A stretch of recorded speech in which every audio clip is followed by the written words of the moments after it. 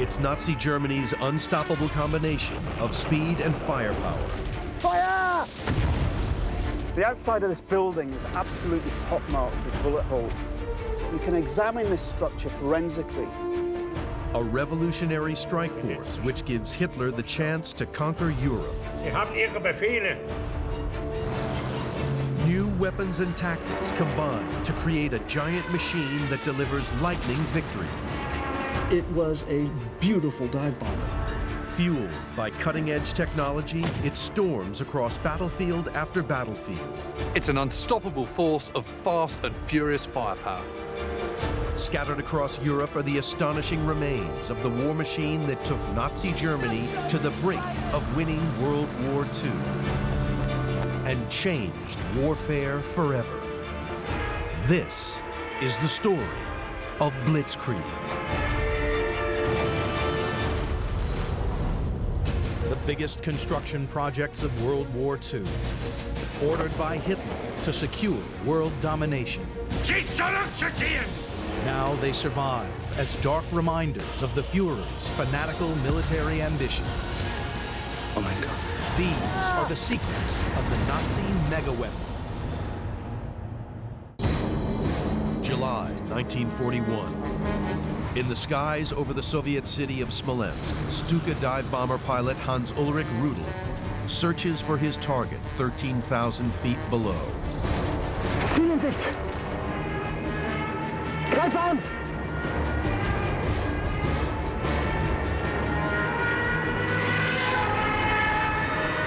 Any positions blocking our Panzer's advance are attacked immediately. Nothing is allowed to slow them down. Rudel is flying bombing missions in support of the largest military offensive in history, Operation Barbarossa. Commanding one of the tanks leading the invasion is Karl Fuchs. Yes! That's it, boys! Russian resistance is feeble. Wherever they try to stop us, we just brush them aside. The Stukas back us up 100%. The pilots are fantastic. Adolf Hitler has launched 3 million men in an all-out attack on the Soviet Union. Before 3 months have passed, we shall witness a collapse of Russia, the like of which has never been seen in history.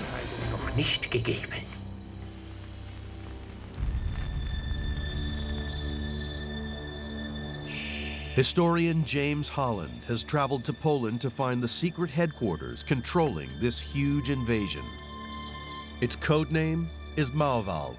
Ah, yes, this is what I'm looking for. This is one of a large number of concrete bunkers that fill this entire wood. This is part of a huge complex that was the former field headquarters of the army just before Operation Barbarossa, the invasion of the Soviet Union. Mauerwald has been built to control the invasion and the new war-fighting technique known as Blitzkrieg, or lightning war.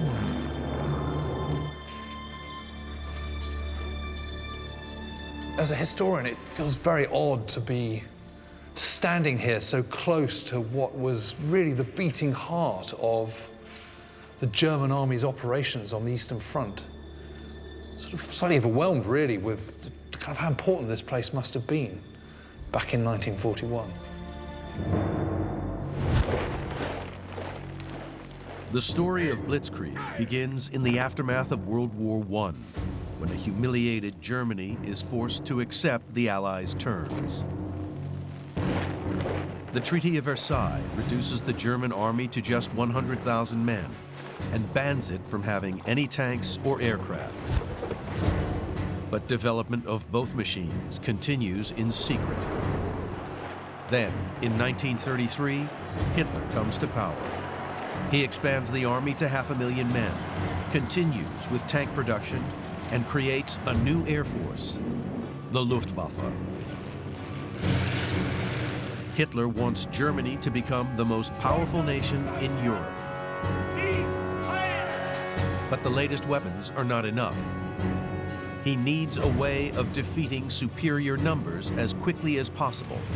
Germany has always carried out quick wars. This is absolutely nothing new, and the reason is because they don't have enough resources for war themselves. So the theory is, get your victory quickly and decisively, and then you don't get drawn into a long war that you can't afford. In 1937, a new book seems to offer a solution to Hitler's problem. Called Achtung Panzer, or Look Out Tanks. It is written by Panzer General Heinz Guderian.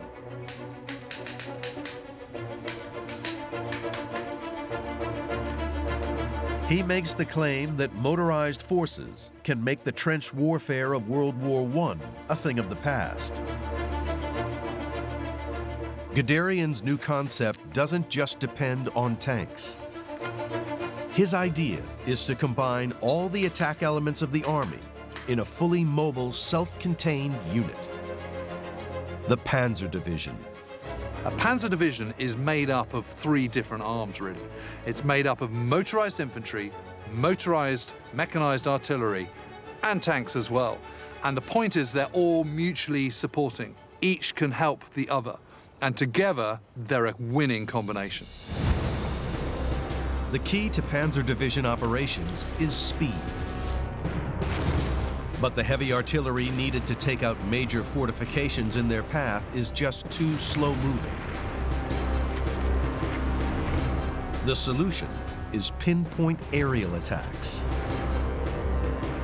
In 1935, the Luftwaffe introduces a new aircraft, the Junkers Ju-87. It soon becomes better known as the Stuka, an abbreviation of Sturmkampfflugzeug, or dive bomber. Nearly 6,500 are built, but incredibly, only 2 survive intact. Luftwaffe historian Dr. James Coram is in Hendon in London to examine one of these legendary aircraft. Now look at this. This is a big, very heavy, very ugly airplane. I'm a pilot myself, and frankly, this does not look like it would be a fun aircraft to fly. Looking at this airplane, it must have been like flying a tank. There is a lot of massive armor plating around the pilot and the rear gunner and the engine. If you see this, it's an extremely sturdy airplane, but it's a very dangerous looking aircraft, and that's because it was built for one reason, and that was to drop bombs on people, and it was very, very good at that. In the early part of World War II, this was Germany's most precise weapon. Underneath the pilot, from the pilot's view, you have a clear sighting area, and the pilot could acquire the target. When the pilot acquired the target, whether it's a rail junction, an enemy column, he would put in the die brakes. And the one thing that was really special about the Ju-87 Stuka is that it would go beautifully, wing over, into a very steep dive.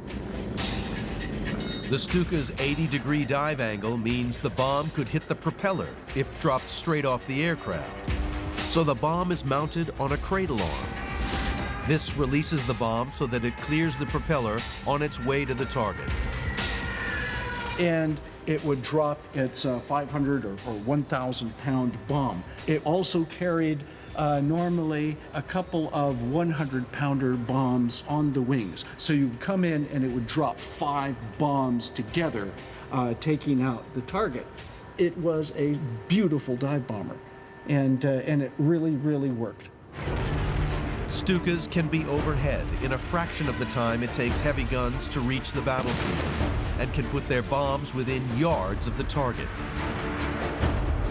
But dive bombing takes strong nerves and the strength to withstand G-force as the aircraft pulls up after dropping its bombs. Novice Stuka pilot Hans-Ulrich Rudel struggles to make the grade. We learn to dive our aircraft at all angles, including vertically. The training is really tough, but the crews who make it through are experts. Constant physical training makes sure everyone is at the peak of fitness. The Stuka squadrons give Guderian the heavy punch he needs to blast a path for his panzer divisions. The components of the Nazi Blitzkrieg machine are ready. Now comes the challenge of setting the machine in motion and controlling it on the battlefield. For Blitzkrieg to succeed, the Stukas must work hand in hand with another elite force, the tank crews. To give Hitler the best tank fleet in the world, new Panzer training schools are set up. Military historian Dr. Peter Lieb is exploring one of the most important at Wunsdorf near Berlin. This is the main entrance to Wunsdorf garrison. The young men who marched through these gates knew they would form part of a new elite. You can see guardhouses to the left and to the right. Since 1935, the German army is a conscript army, but most men who join the Panzer forces are volunteers. They want to be part of the cutting edge of the German army.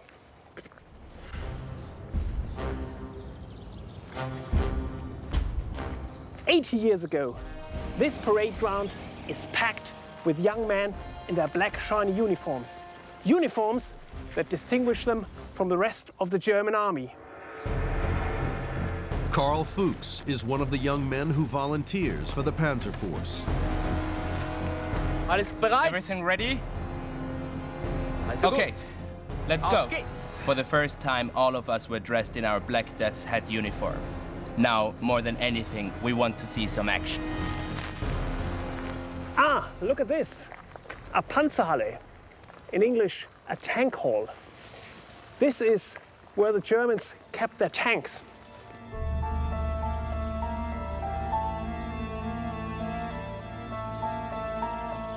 Sheer size of it. 80 years ago, you can hear officers shouting their orders, NCOs doing drills with their men.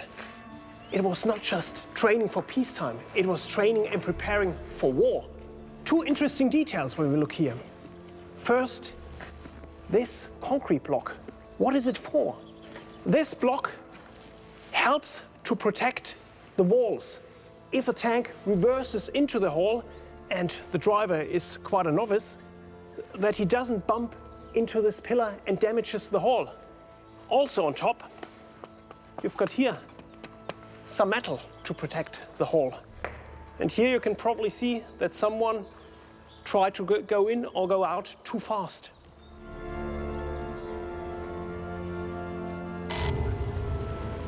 Panzer crews are trained to know their tanks inside out. Tank crews were trained to master the vehicle, to look after it, to maintain it, and to do minor repairs. In a war of maneuver and movement, speed is crucial. If your vehicle breaks down, you cannot wait for a sluggish maintenance system to come in. You need to do the job yourself and keep up the momentum to keep the tank going. Some armored warfare experts think tanks should operate independently. Guderian sees them as part of a synchronized force, along with infantry, engineer, and artillery units. He gets his way thanks to a powerful supporter, Hitler himself. Hitler believes that warfare is the way for Germany to become great. So he's fascinated with motors, he's fascinated with airplanes, he gets the idea that Germany's developed tanks. This is the way for the future. Hitler will enthusiastically support these kinds of weapons. Guderian now makes sure all the elements he wants in his panzer divisions function as an integrated team. As a junior officer, Guderian was attached several times to a signals unit. That made him aware of the importance of means of communication. And so he insisted the whole division, all elements should have radio communication. What's different about the Panzer divisions is that all those different arms, infantry, artillery, and tanks, are all connected by radio, and that gives them the crucial edge in mobility, maneuverability, and flexibility. It's a revolutionary idea. Every tank can communicate with its unit commander and he can call on the other elements of the division. It means that specialized units, including Stukas, can support the tanks at a moment's notice.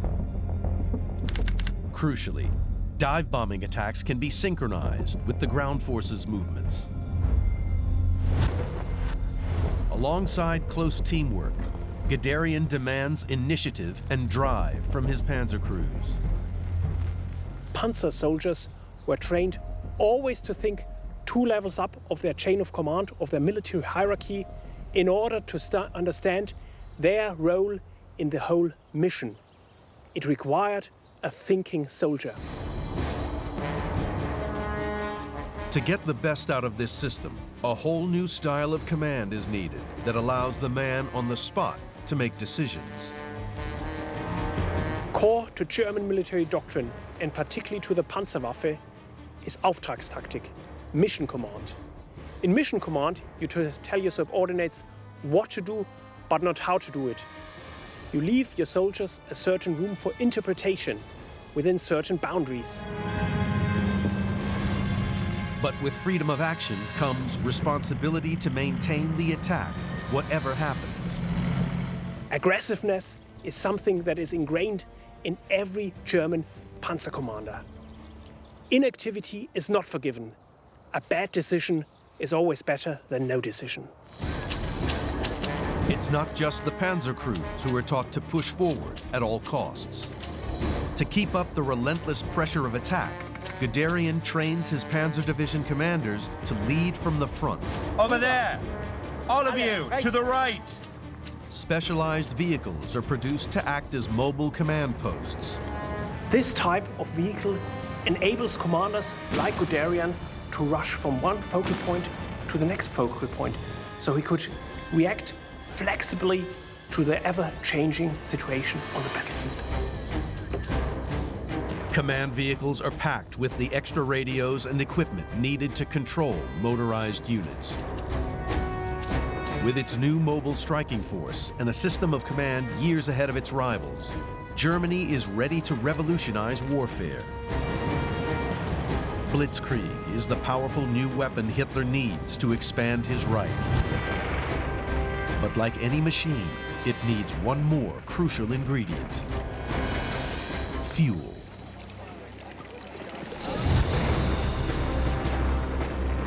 Some of Nazi Germany's most important megastructures are built to power the Blitzkrieg machine.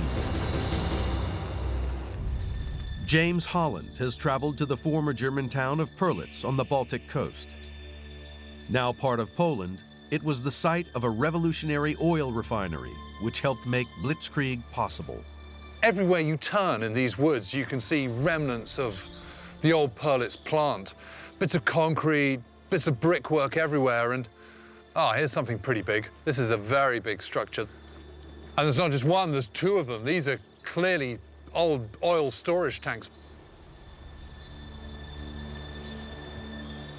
If we have a look in here, Perlitz back in the war was just an enormous plant. I mean, the scale of it was really, really massive. But now it's just ruined. It's a kind of a lost legacy for, I suppose, in many ways, the maniacal will of Hitler. You know, this is what it came to. This is the ruins of the Third Reich in many ways. In the 1920s, Germany imports most of its oil from America. In wartime, it would be all too easy for this vital supply line to be cut, starving the Blitzkrieg machine of fuel. But Germany has huge reserves of coal. A new process called hydrogenation, which turns coal into synthetic oil, could be the answer. At first, production is low because the process is so expensive. But cost means nothing to Hitler. The Germans have started making synthetic fuels in the early 1930s, but when Hitler comes to power, he decides that Germany's got to become as self-sufficient as it possibly can, and that includes synthetic fuels. Perlitz here becomes one of the great synthetic fuel plants of the Third Reich, but there's a big catch with this process, and that is that it takes fuel to make fuel. Converting coal into oil is incredibly inefficient. It also requires dedicated coal-hungry power stations to run the process. The synthetic fuel industry may be vital for Hitler's aircraft and tanks, but it's also a major drain on Germany's resources. Oh my goodness, that is absolutely extraordinary. I'd been warned that this milling plant was here, but when you see it in the middle of these woods, in the middle of nowhere, it really is, it's mind-blowing, really. Before it can be converted to oil, the coal has to be pulverized.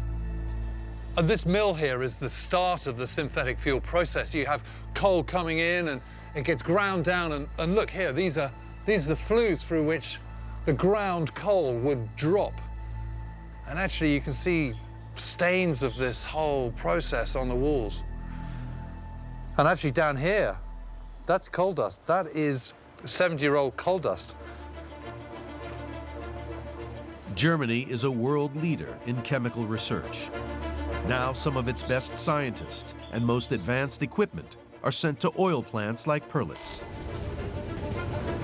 Output increases dramatically until it makes up half Germany's total oil supply.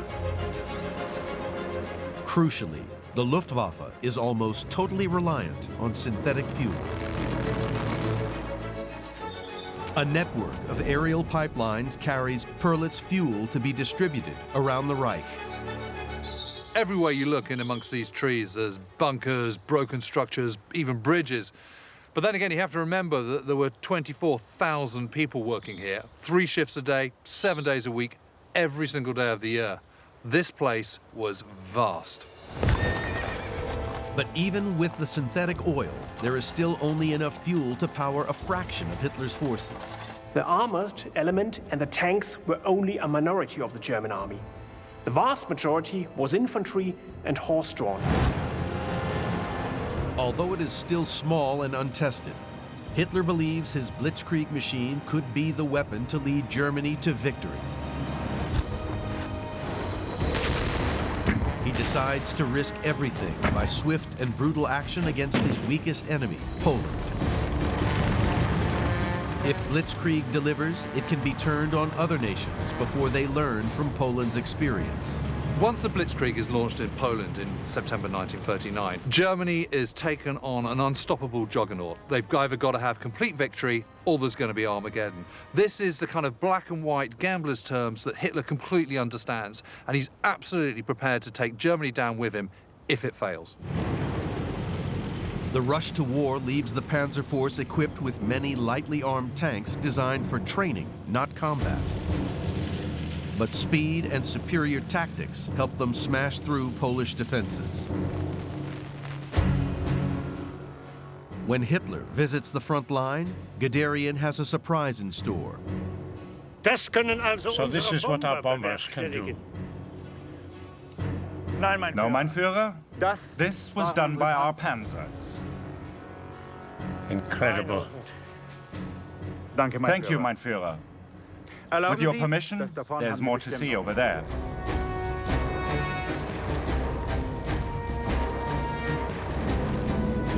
The Stukas have also played their part, reaching ahead of the armored columns to pulverize airfields and communication lines. Blitzkrieg has come through the test of battle. Now Hitler will unleash its full power against the British and French.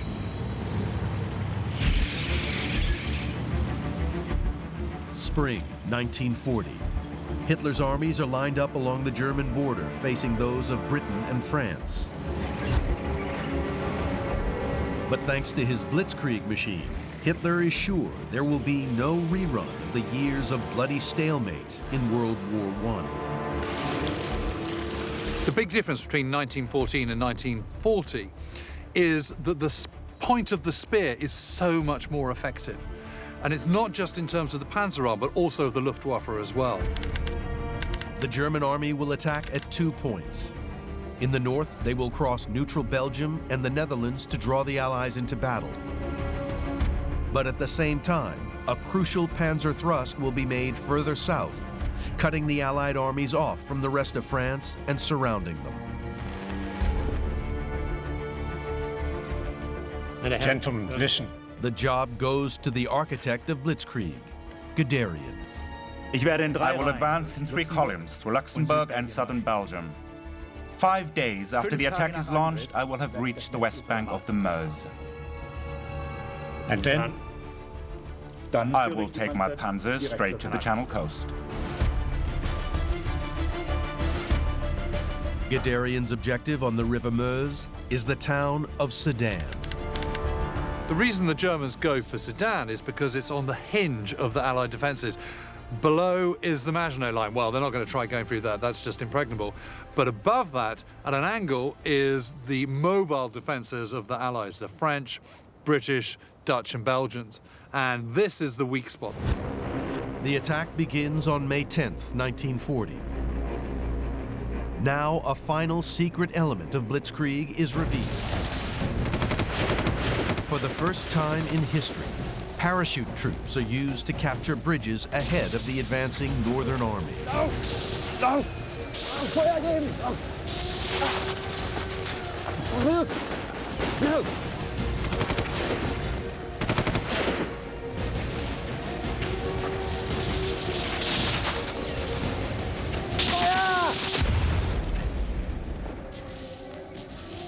The airborne forces are a really exciting development in warfare because they've never been tried before, and they can give you 2 things. They can give you a huge tactical advantage, but also a psychological one as well.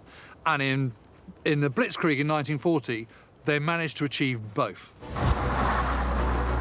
The airborne operations convince the Allies the northern attack is a major threat, and they advance into Belgium to stop it. But 100 miles to the south, Guderian's mighty armored force is moving through a heavily wooded area on the French border, the Ardennes.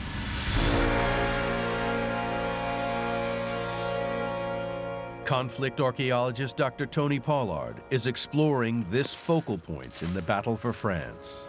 The French place great store in defense for their national security. There are places that they know they need to defend, and they spend a lot of time building fortifications. But there are others that they think are impregnable. And looking back from this hillside at the forests of the Ardennes, it's really easy to understand why they think this place is impregnable. Split into 3 columns, Guderian's panzer force has to cover 60 miles through the Ardennes. Nearly 800 tanks and 22,000 other vehicles have to use its network of country roads and farm tracks. What happens is, as the panzer force is moving forward through the Ardennes, the world's biggest traffic jam unfolds. I mean, it's absolutely toe-to-bumper stuff, and only the very front ones manage to get out of it in any time soon. There are roads through the Ardennes, but they are not freeways. This little track is very typical. It's 1 tank wide. And the problem for the Germans is that they're bringing thousands of vehicles in here. They've got to drive their way through. And if you can't spread out, you've only got one option, and that's go straight ahead. And look at this bridge. This is typical. You've got a steep bank down to a river. You've got a steep bank down this side. There's only one way ahead. Now, ignore these trees. These weren't here at the time, and they weren't here for a reason. The reason they've cut the trees down is because they've created a field of fire, a killing zone, because just here they built a fortified position. And it must have been a shock for those panzer drivers to come down this narrow road and suddenly be facing this. The Ardennes is not completely undefended. The French have built what are known as maisons fortes, or house strong points by some roads. And at 3 p.m. on May 12th, 1 column comes up against Maison Fort 11 in the valley of La Trelle. There are only 6 French soldiers in this concrete box, but because of that narrow road, they can hold off the Germans. They've got them trapped, and from there, for a while, it must have been like shooting fish in a barrel. It's just a box in the middle of nowhere.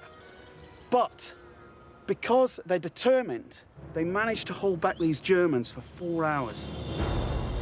The men in Maison Fort 11 are completely isolated. But lined up nose to tail on the narrow track, only the lead panzers can target their bunker. The infantry alongside them join in the fight. The outside of this building is absolutely pockmarked with bullet holes. And if you look closely, they've got a story to tell. You can examine this structure forensically and work out what might have happened. We've got machine gun fire around that corner. That looks like it was probably the first shots fired by the Germans. They're trying to take out that position on the corner there, which may be spraying the road with machine gun fire. We've got the anti-tank embrasure here. But something different is happening here on this corner. Look at the damage here. They blasted away the concrete, exposing the iron reinforcing rods. What that means is that at some point the Germans have moved around onto the left flank of the position. This fire that's created this damage can only have come from over there. The Stuka force has to concentrate on major targets, so the men in the panzer column have to take out the bunker themselves. They must keep to Guderian's Blitzkrieg timetable. Just stepping in here, you get an idea of how claustrophobic it is. 6 men, all using automatic weapons. You've got angles in every direction. And that's the real problem for the Germans. Looking through here, you've got clear lines of sight down onto that road. And this is where the anti-tank gun would have been, again, targeted directly on the road. All of the mechanized armor components are in place here, all pointing at this blockhouse. The problem for the Germans, though, is that there's one vital element missing, and that's a heavy artillery element. And in this location, that will be delivered by the Stukas from the air. But they're busy elsewhere. And that's why, just because of that one missing piece of the jigsaw, these men, these 6 French soldiers, managed to hold off a German column for 4 hours. The resistance at La Hatrelle present the French with an incredible opportunity to stop Blitzkrieg in its tracks. But no attempt is made to launch airstrikes on the slow-moving German columns in the Ardennes. The problem is that when reconnaissance planes go over and spot this, the French High Command just refuse to believe it's true. After a bitter fight, Maisonfort 11 is finally destroyed, and the column moves on. Guderian has reached the Meuse in just 3 days, even faster than he planned. Now he launches the next stage of his lightning advance. To get his tanks across the river, Guderian needs to take out French defensive positions. He calls in the Stukas. For 5 hours, they launch non-stop attacks.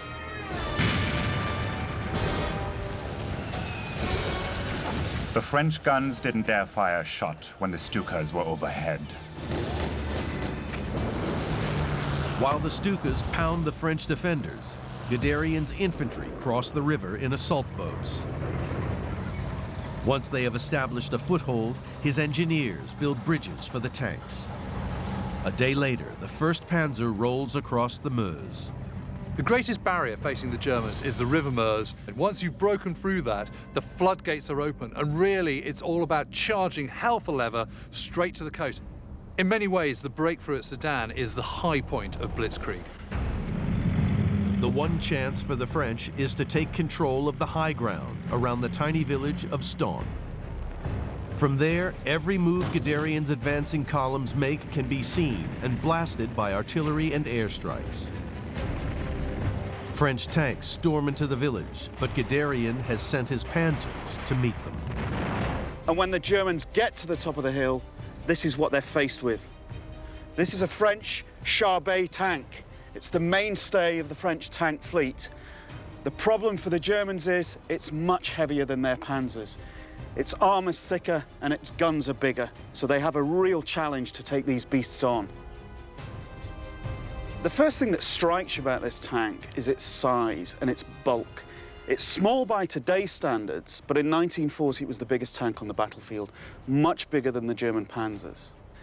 Despite its big size, one of its real problems is the really bad ergonomics. The commander of the tank is in the turret, and he's got to basically steer the thing, guide it to where it's going. He's got to fire the guns in the turret and keep control of the entire machine. And that's a real point of weakness. Thanks to their training, the panzermen are quick to take advantage of the French tank's weaknesses. you can see on the back of the turret there are 5 hits in a very tight grouping. What's been happening is that a panzer or several panzers have been maneuvering behind the tank. All of the armour is up at the front, all of the guns are up there, the vulnerable bits are at the back. And so what we've got is movement around, and that is fantastic shooting. Using their radios, the lighter panzers are able to combine their efforts. This side is really telling. And again, looking at the design of the tank, you can see how the tracks are really quite exposed. And there's a hole here and a hole here where they've been trying to disable those tracks. And on this side, we've got anti-tank rounds going straight through this thick armour. This one's really interesting because it shows the angle. It's coming in from this direction. So looking at the vehicle overall, the impression is that the panzers are almost operating like a wolf pack, coordinating their movements to bring down the bigger prey, because all of the attacks seem to be coming from the haunches, from the rear of the big tank. Now, the reason the Germans can do that is because they've got communications. They've got radios in their vehicles, which gives them that ultimate advantage, despite the size of this beast. Stun changes hands 17 times until the whole village becomes a tank graveyard. But thanks to their better communications and tactics, the battle goes to the Germans. Guderian's armored spearhead can now roll on. All right, lads, keep going.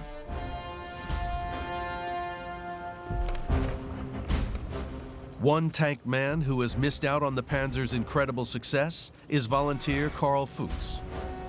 We pull every string we can to get sent to a frontline unit, but it's useless. The war will be over before I hear a shot fired, and people will think I'm a coward. On May 20th, 10 days after the attack on France began, Guderian's tanks reached the Channel coast. The German army has sliced clean through France, cutting off a superior force of more than 1 million Allied troops. A few weeks later, France surrenders. But there is to be no rest for the victorious men of the Panzer Force and their Stuka flying artillery. July 1940. The Blitzkrieg machine has proved itself in France. Now, Hitler has greater ambitions. Gentlemen, France is defeated. I congratulate you. And now, we must deal with Russia. Hitler sees the communist Soviet Union and its huge army as Nazi Germany's most dangerous enemy. But since the war began, he has had to buy millions of barrels of oil from this hated rival to fuel his war machine. Hitler's original plans are to turn east much later, but because he hasn't been able to defeat Britain in 1940, he feels he's going to bring it forward, get those resources he can from the Soviet Union, and then turn back west. Now, by unleashing his Blitzkrieg on the Soviet Union, Hitler plans to help himself to all the oil and resources he needs to make the Third Reich a global superpower. For Hitler, this is his ultimate aim. To get into the Soviet Union, it's an economic war, political war, an ideological war as well. And for him, it's kind of all or nothing. Colossal building projects are started to turn Hitler's dreams of empire into reality. In present-day Poland, James Holland is exploring the remains of a canal system intended to bring Eastern resources back to Germany. Well, my goodness, that's just enormous. And you can see the branding there, it's quite sinister, really. I mean, that's so obvious what that symbol is. That would have been an eagle and a swastika. Like everything in Hitler's Germany, the canal is designed on an epic scale.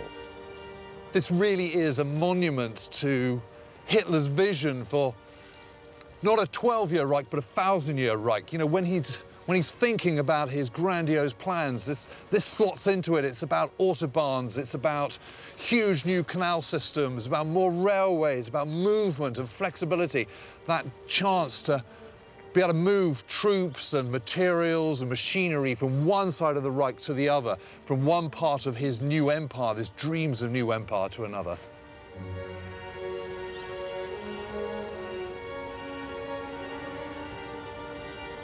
And I'm guessing here is where the gates would have been.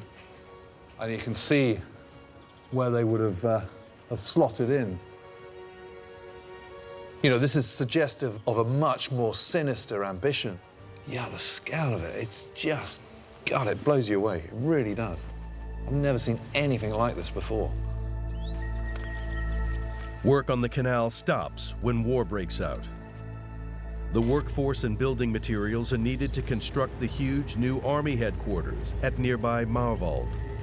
It will be the brain controlling Hitler's giant army as it storms into the Soviet Union. Operation Barbarossa. Of all the bunkers in this vast complex, these two were the largest and most important. And back then, they were even bigger than they are now because there were two huge wooden structures on top. These offices house the dozens of telephone and radio operators transmitting orders to the front line. And from the wooden huts up above, we go down into the operations room below, a bomb-proof shelter. And this is the hub. It's one of two communication bunkers, and it's from here that Operation Barbarossa is being controlled and commanded. It looks a bit dark and dank now, but this would have been a room of light and activity, the sound of teleprinters and coding machines. You know, it's bomb-proof. This is a place where all the codes and ciphers go back and forth between here, the field headquarters, and the army at the front. This is a place that never, ever goes to sleep. This is a place that never stops. Barbarossa is bigger than anything the world has seen. 3 million men and more than 3,000 tanks will take on the Red Army. In the spring of 1941, Hitler sets out Barbarossa's timetable. Is everything ready? Our troops have received their orders to begin the attack at 3:30 a.m. on the 22nd. Excellent. Before 3 months have passed, we shall witness the collapse of Russia, the like of which has never been seen in history. He is certain that the Panzers and Stukas of the Blitzkrieg machine can deliver once again. But they face a bigger challenge with forces only slightly larger than they were in France. There was a Stuka force of about 300-something airplanes available to the active Luftwaffe units on the front. That's not a lot of airplanes. And crucially, over 400 Panzers have been destroyed in France. Despite this, Hitler orders the number of armored divisions to be doubled. There is only one solution. They grabbed everything from the captured vehicles from the French and from the Czechoslovakian stock. But with all these different types of models, this caused a huge logistical nightmare. Just keeping this assortment of vehicles on the roads becomes a major headache for Panzer leaders like Guderian. This can't be right. The 6th Division reports only 10 working tanks and 1 battalion non-operational. What the hell is going on? I don't care how, but I want that battalion mobile immediately. The problem with Germany in the Blitzkrieg is the motor industry was not well developed in Germany. Far too many small companies producing small numbers of vehicles and obscure models. They never got the standardization or the mass production of vehicles down the way the Western powers did. At 3:15 a.m. on June 22, 1941, a massive bombardment opens the attack that Hitler says will make the world hold its breath. Yes, that's it. Stop. Fire! One young Panzer soldier at last gets his chance to see some action. Yesterday I took out another Russian tank. The second in 3 days. War isn't half as bad as they say, and we are hot on the heels of the Russians. Victory is just around the corner. Along a 1,000-mile front stretching from the Baltic to the Black Sea, Panzers and Stukas use their better communications and tactics to smash through the Red Army's lines.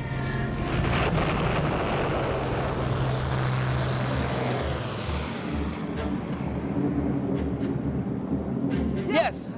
Go on, lads! Get the swine! Yeah! It's a winning combination. But the Blitzkrieg machine's success begins to slow it down. What happens is, as they're trying to envelop these various pockets of Russian armies, just destroying those takes up a huge amount of time and energy and attrition. And then they need to leap forward and get to the next bunch of Russian armies.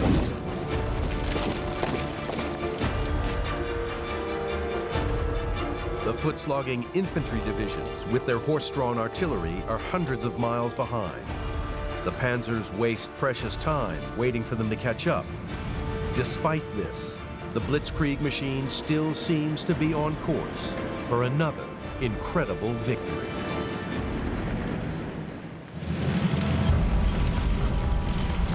In June and July 1941, the Soviet Union suffers appalling casualties. The victories the German army achieves in the opening weeks and months of Barbarossa are unprecedented. No armed forces have ever destroyed so many armies, captured so many troops, and destroyed so much war material in such a short period of time. It's absolutely astonishing. Hitler is convinced his Blitzkrieg has succeeded. You see, gentlemen, it's as I said.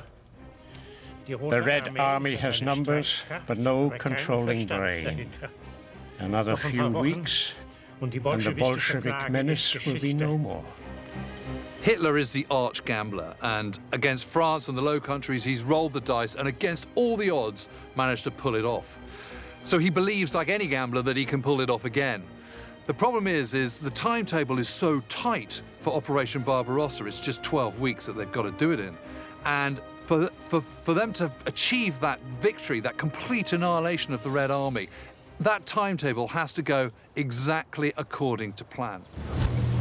But conditions in the Soviet Union are totally different to those in Western Europe. The bad roads and vast distances soon exhaust Germany's fuel supplies. Panzer losses become critical. Everything in German military doctrine is turned around speed. Hence, the tank crews could repair the tanks if they were slightly damaged. If they were heavily damaged, they had to be brought from the battlefield back to the factories in Germany. This was not a problem in France, when it is hundreds of kilometers that need to be covered. But if it's thousands of kilometers that need to be covered, like in the Soviet Union, this caused a huge problem. The captured Allied tanks and vehicles are some of the first to fail. For the Spearhead, they've managed to amass an astonishing 600,000 different vehicles. But there are also 2,000 different makes and manufacturers, captured British, French, and so on. And they all require different parts. And once they start to wear out and break down, there's no means of replacing them. The panzer divisions need their Stuka flying artillery more than ever. But Hans-Ulrich Rudel and the other pilots are stretched to breaking point. We have reached the stage where even willpower isn't enough. We are just completely exhausted. The aircraft themselves are no longer fit to fly. What stops the Luftwaffe in front of Moscow is the fact they'd outrun their logistics. They're out of fuel, they're out of spare parts. Despite the problems, Guderian's men are less than 200 miles from Moscow. But Hitler has his eyes on a greater prize to the south. Ukraine is the gateway to the huge oil fields of the Caucasus region. Oil fields that could provide limitless fuel for his Blitzkrieg machine. Guderian's panzers are sent to help annihilate Ukraine's Soviet defenders. When Guderian's forces are shifted from the central front down towards the south, what that is underlying is just the vastness of the scale of the Soviet Union, but also of the challenge facing the German army. in Operation Barbarossa. You know, they're trying to do everything all at once, and they just can't. The southern Soviet armies are trapped and destroyed in another colossal battle. Hitler now has the jumping-off point he needs to advance on the vital Caucasian oil fields. Guderian's panzers are sent back toward Moscow, but precious time has been lost. Now another enemy attacks the German army, the Russian winter. The first snow has melted, leaving us up to our necks in mud. Even the tanks are bogged down, and trying to walk around is like wading through quicksand. You just can't move. Ferocious Soviet resistance and the terrible weather are too much for the worn-out men and machines of Hitler's Blitzkrieg. The whole campaign has been so front-loaded, so completely geared to the fact that it's only going to last 12 weeks, that when it goes on into the autumn and then the winter, they're simply not prepared for it. And that goes down to such basics as winter clothing. There just isn't any at all. On November 21st, Karl Fuchs tries to hold back a Soviet counterattack, but he's vulnerable in his Czech-built tank. Where? Where? Fuchs dies just 50 miles from the ultimate Blitzkrieg objective. Oh my God. Moscow.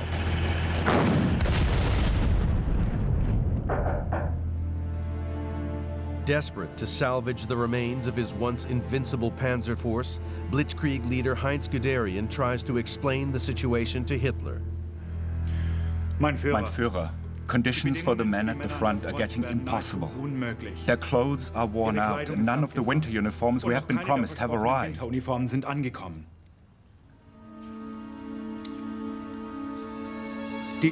Casualties from exposure and frostbite are climbing day by day. You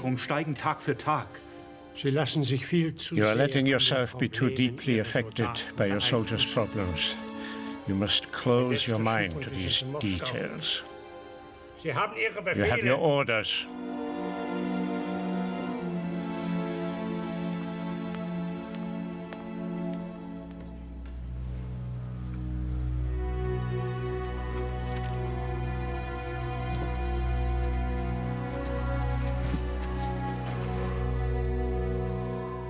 Hitler blames his generals for Blitzkrieg's failure.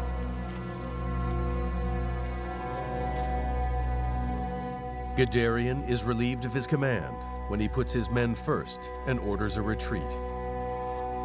Thinking about my men freezing to death out in the open makes it impossible to sleep. The staff back at Mauerwald have no idea what it's like in this frozen wasteland.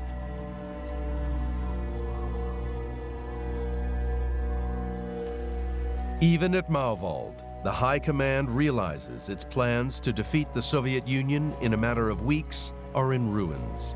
That ambition was a step too far for Blitzkrieg. And when you look around at the empty, derelict bunkers now, what you're reminded of is the failure of that ambition, and really, the failure of Blitzkrieg. For Hans-Ulrich Rudel, the war in the East goes on. Flying hundreds of combat missions, he becomes Germany's most highly decorated fighter. He becomes a legend in the Luftwaffe when he continues flying, even after losing a leg. Hitler's gamble he could smash the Red Army and plunder the Soviet Union has failed. Now he is trapped in a brutal war of attrition. On the eve of Barbarossa, Hitler has just one enemy, Great Britain. By the time that Barbarossa has eventually ground to a halt, the end of December 1941, he's got three. He's got Britain, United States, and the Soviet Union. And they, together, have unparalleled access to resources and manpower. And with that, the Germans simply can never hope to compete. In the last months of the war, Hitler becomes obsessed with developing new superweapons to defeat the Allies. Rockets, jets, and giant tanks. But none are able to deliver the same stunning success on the battlefield that made Blitzkrieg the greatest Nazi war machine.